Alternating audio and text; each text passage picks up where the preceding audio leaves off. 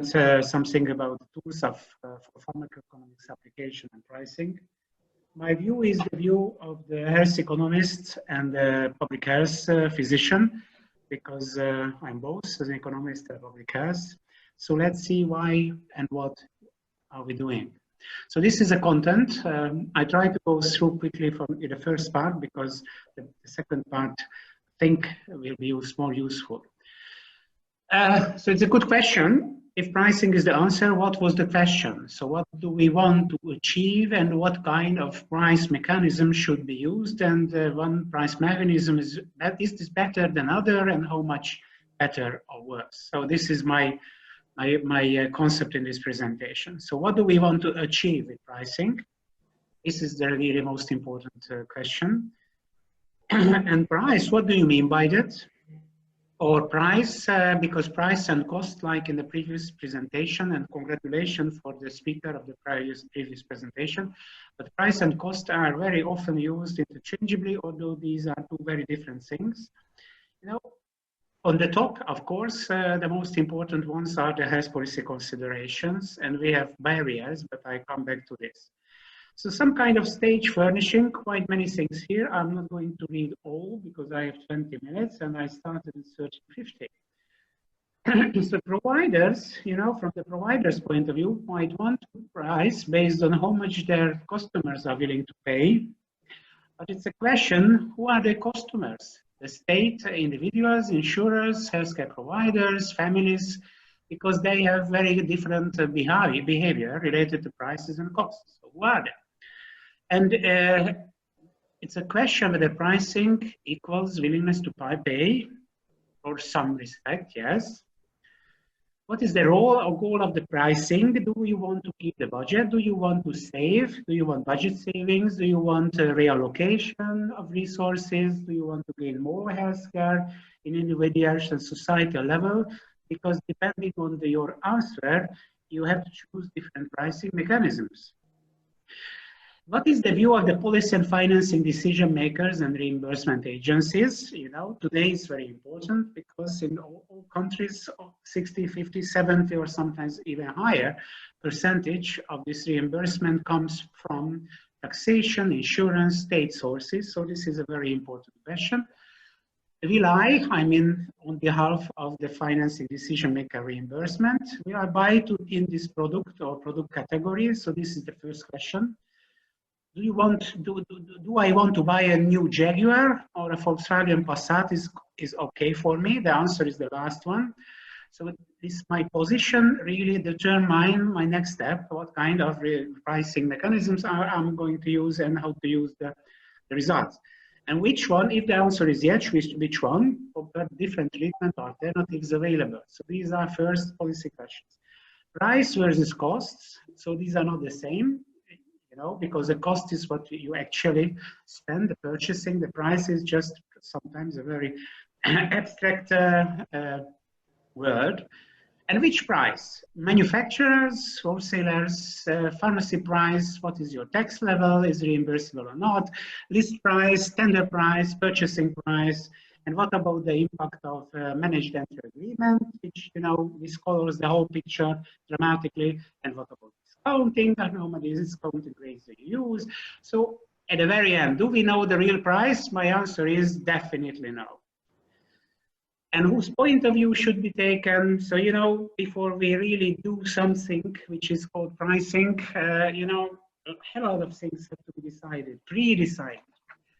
And this is, you know, price is an impact. I just pick up some because the most important for me for my presentation is the value-based pricing and the pro rata health technology assessment price, because I think these are the two most useful. But just, you know, for the sake of the totality, I must say something about the industry approaches to price setting. The literature describes four broad determinants of medicine prices from the industry perspective: costs of research and development. This is the first one. The second, cost of production and commercialization. The third one is value of medicine. It's very easy to say this word value. It's definitely difficult to measure, but it's possible. And the fourth one is sufficient returns on R&D, which is quite understandable from the industry point of view and from the societal point of view as well. But estimates of research and development costs are highly variable and not transparent. So this cost methodology is not really used frequently. Second one is also, it's interesting, payers approach to price setting. Authorities responsible for the pricing of medicines have adopted a range of approaches to set medicine prices, such as cost-based pricing, value-based pricing. It's gaining more and more importance. Reference pricing, almost all countries has at least 20 reference countries, and pricing through tendering and negotiation. This is what we see in Europe more and more.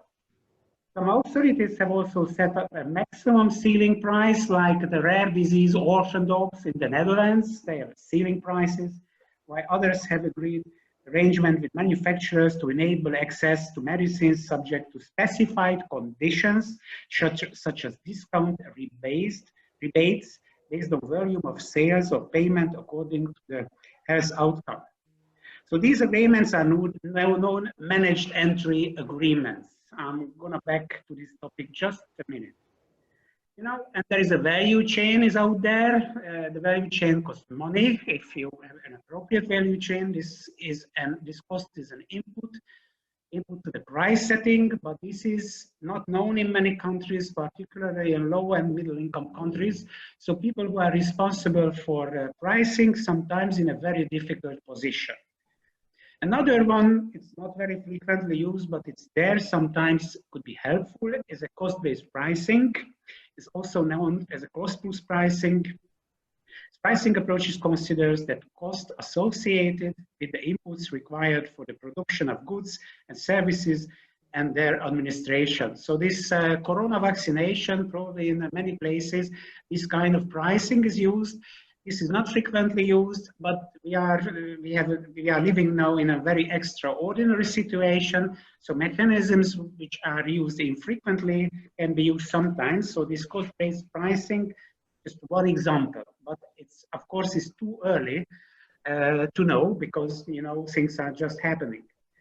The most important ones, and this is my favorite area from the past 10, 15 years, it's a value-based pricing.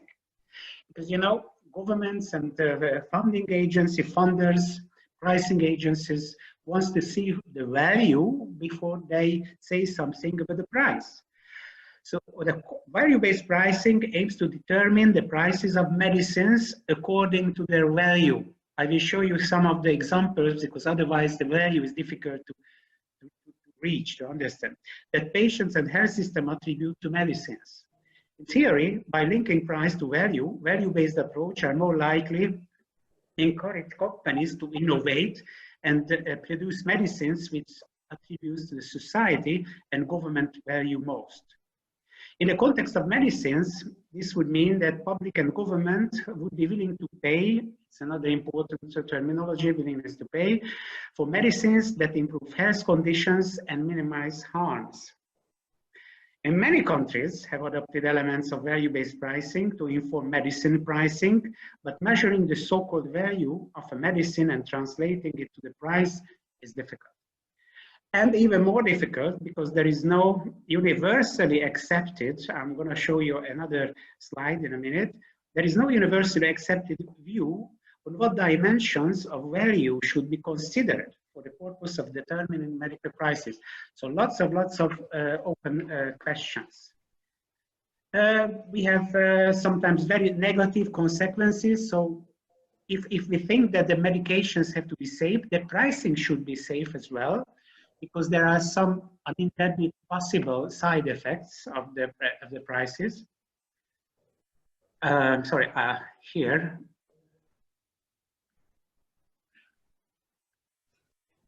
Yeah, it's here. It have an impact on availability, lower income or higher out-of-pocket payment countries, impacts on affordability, per patient budget, price transparency. If you use managed entry agreement, the price structure cannot be transparent. And other unintended consequences if you use the same pricing mechanisms with pricing rare disease and orphan drugs. So when we do pricing, we should always keep in mind that pricing is not a neutral mechanism. This is a financial mechanism which could cause lots of benefit and might cause some harm. You know, a value is everywhere if we are discussing with pricing. This is just one example. This is from the BMG. This is cited very frequently.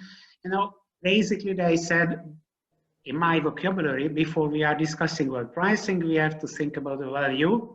You can read, I'm not gonna read. This is a very strong statement. Half of the medications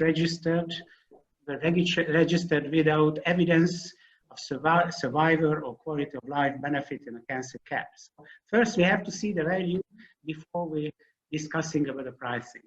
I just mentioned, I don't want to spend time on it. We published a paper in the health policy, I think last year, 2 years ago, about managed entry agreements, what I just mentioned. This could be good mechanisms, or at least some of them could be used, but good to know the whole. So if one of you wants to see the paper, I'm more than happy to share. Here, this is what I used, we used in Europe in a couple of countries, and I used this in Hungary. Is a pro rata prices. Several countries are require cost utility analysis. More and more, I think Jordan is the same. Support reimbursement formula listing. However, cost utilities informed local evidence are often unavailable. So, and the cost effectiveness is unclear. So we propose that use of de facto HTA in countries where cost utility capacity is considerably constrained by lack of local data or skilled health technology assessment professionals. De facto HTA is a method that may be applied to bridge the period by building domestic HTA capacity. So it's very easy. You take a reference country. In this case, we took in the UK because they produce the most amount of health technology assessment, very coherent, very advanced methodology.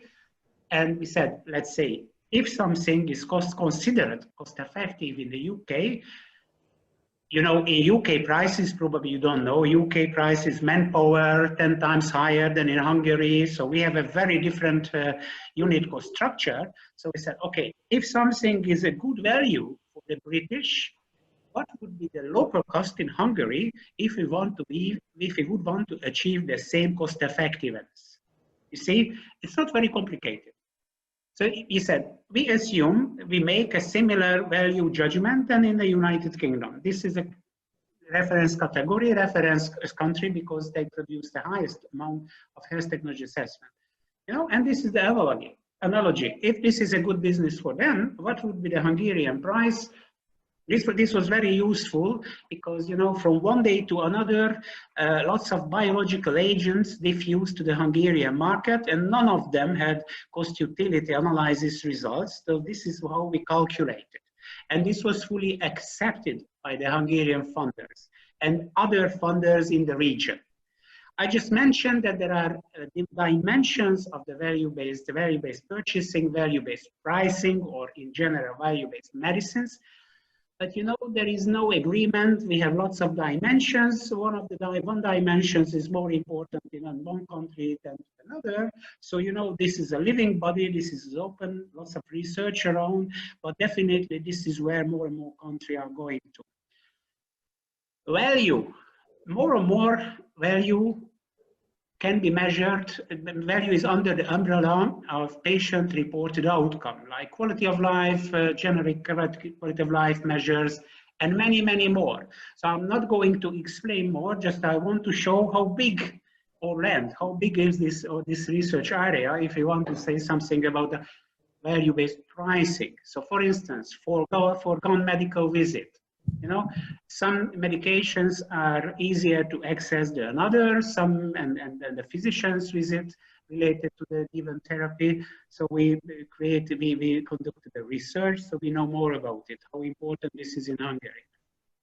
For patient-centered care, you know, is another buzzword. This is very abstract, but this is where we have to go. And patient-centered healthcare, there's lots of dimensions, so it's good to start to measure.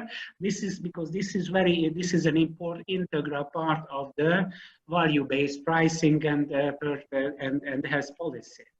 Another one is a shared decision making. It's a growing area.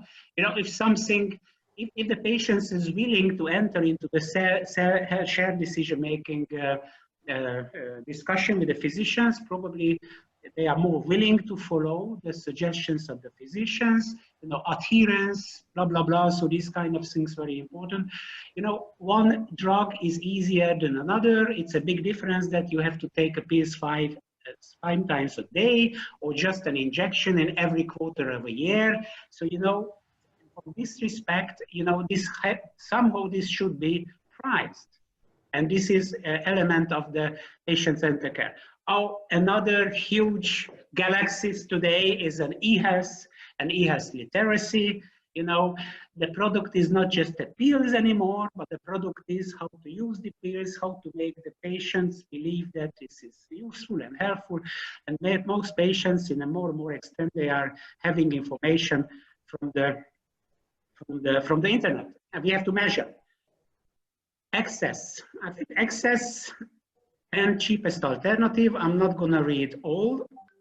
Just here in the fourth paragraph, I'd like to highlight because the increased competition is the best pricing. You know, let the market do what the market can do. I just checked today. Biosimilar, because in the past 20 years, my department, we specialized in biological agents, and then when the biosimilars came into arena, we specialized in biosimilars. You know, these are the most important segment, one of the most important segments of the healthcare today. So I checked this morning. In the EU, there are 61 biosimilars registered. In the US is very different, just 24, and in the MENA region, is not more than 16, and I'm not sure whether unintended copies are in this figure or not, because it's very difficult to separate out.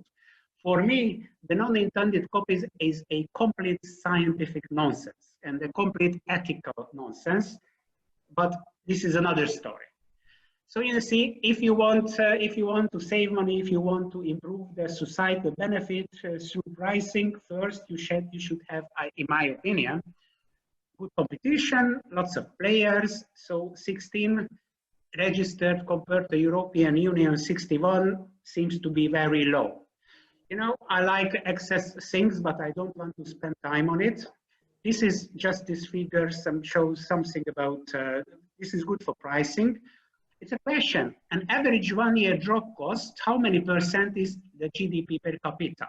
You know, because we are discussing access, affordability, so it's good to know. You see, it's a huge difference. For instance, this is Remicade, Remsima, Inflectra, Humira. Sweden, because they have a high income, they are a high income country, 23%. It's doable, reimbursable, fine.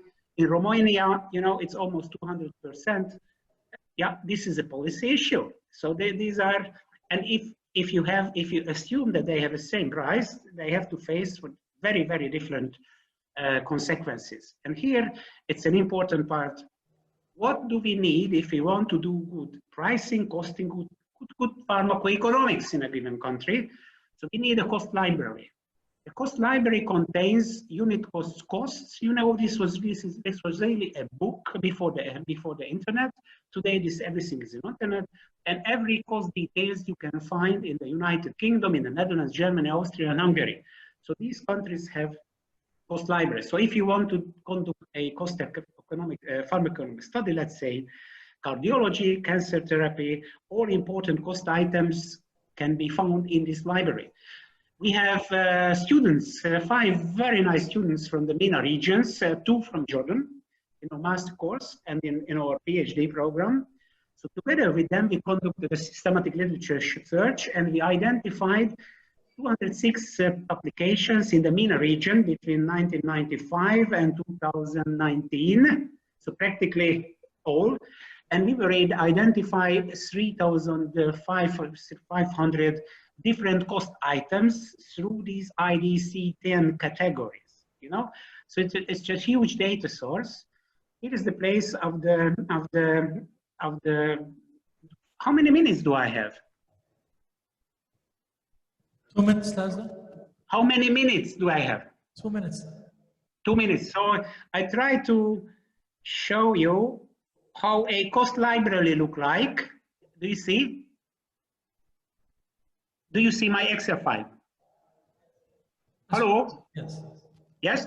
So this is from these 206 publications published in the MENA, and this is the Jordanian papers. They have published 15 papers in these past 20 years, you see in Jordan.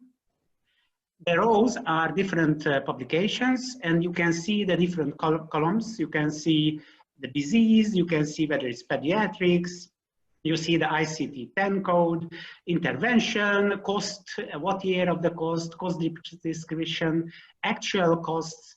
So, you know, if you want to conduct a study, pharmacoeconomic study, this is a resource from Jordan. And if you want to use other countries, neighboring countries, this is also possible. Oh, something went wrong. I try to go back to the place where I was. Yeah, I'm here. So, you know, this is a cost library. This was established in the UK. They are working on it in Germany and Austria, in Hungary, the Netherlands. They have a very sophisticated system. This is a great help for the pharmaceutical, the health economists and funders and reimbursement agency, because they see their own data. You know, we need some guideline, a guidebook. This book was just published in Saudi Arabia. I was so happy to be among the auditors, and I have a conclusion, and I can keep the time. So my conclusion is value-based pricing aims to determine the prices of medicines according to the value of patients and health system attribute to medicines. This is what I already mentioned. This is the way we have to go.